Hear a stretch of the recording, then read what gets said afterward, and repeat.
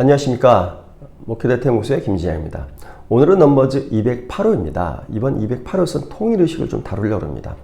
왜 갑자기 통일의식인가 의아해하시는 분들이 많이 계시겠지만 지금 남과 북의 관계는 거의 최악의 단계에 있는 것 같습니다. 이런 상황 속에서 우리가 통일에 대해서 어떻게 생각하는지를 점검해 보는 것이 또한 의미가 있을 것 같아서 여러분들께 오늘 설명드리도록 하겠습니다. 남과 북이 통일한다면 남한 입장에서는 통일의 대상이 북한입니다. 그렇다면 북한에 대해서 우리 국민들이 어떻게 생각하고 있는지를 알아보는 것이 중요하겠죠? 그 부분을 한번 먼저 살펴보겠습니다. 2018년도에 우리 국민들이 북한에 대해서 북한을 경계와 적대의 대상으로 본다 이렇게 응답한 비율이 24%였고요. 협력과 지원의 대상으로 보는 비율은 60%였습니다. 그런데 점점 해가 갈수록 경계와 적대 대상으로 본다고는 비율이 높아져서 올해 2023년도에는 무려 42%나 되었습니다. 2018년도에는 남북 정상회담이 열린 해이기 때문에 남과 북의 관계가 가장 좋았던 때입니다. 하지만 그 이후에 북핵 문제가 풀리지 않고 이러면서 남과 북의 서로 간의 관계가 최악을 향해서 있는 거고요.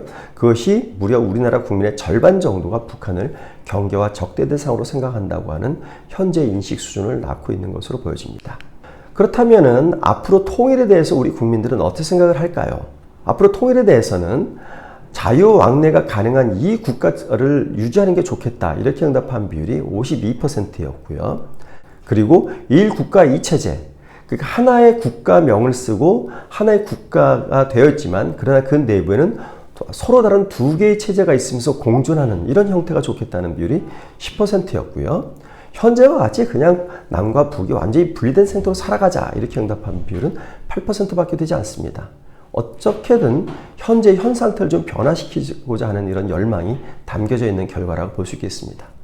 그렇다면 왜 우리나라 국민들은 하나의 통일 국가를 이루기보다는 두 국가로 남아서 자유왕래를 이루는 이런 느슨한 통일의 단계를 원하는 것일까요?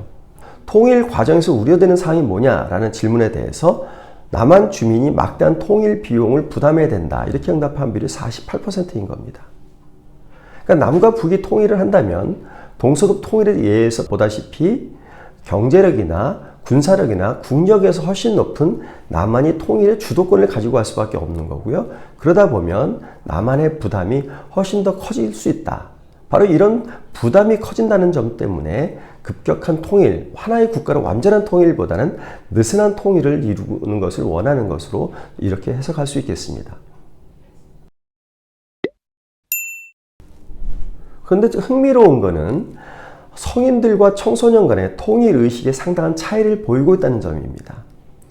통일의 필요성에 대해서 성인들은 74%가 필요하다라고 응답을 하고 있습니다. 4명 중에 3명, 굉장히 높은 비율이죠. 근데 청소년들은 54%, 2명 중에 1명 정도로 좀 많이 낮아졌습니다.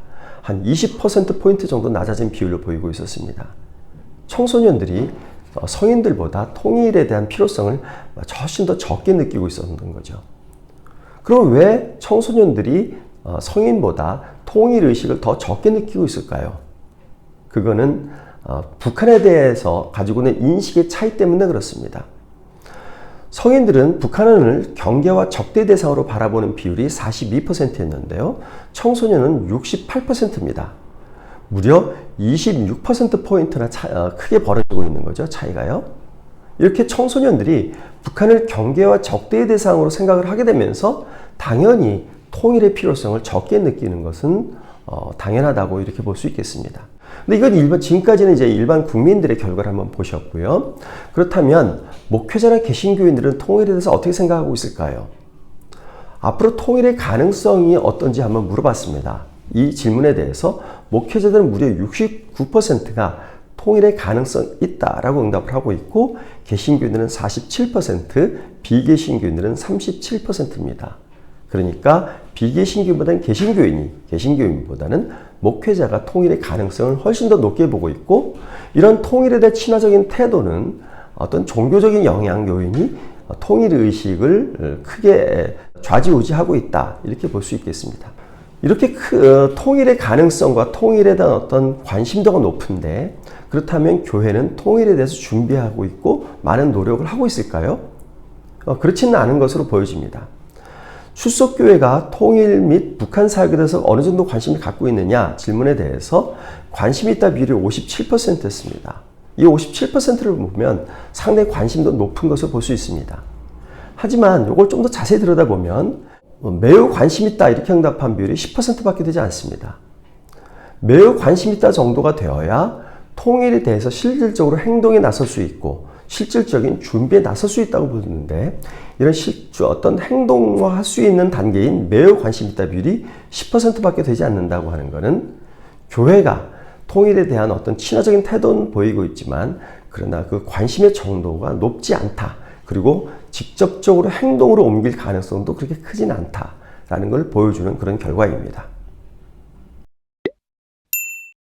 자, 그러면 왜 비개신교인보다 개신교인보다 목회자가 통일에 대한 어떤 친화성과 가능성을 더 높게 보고 있을까요?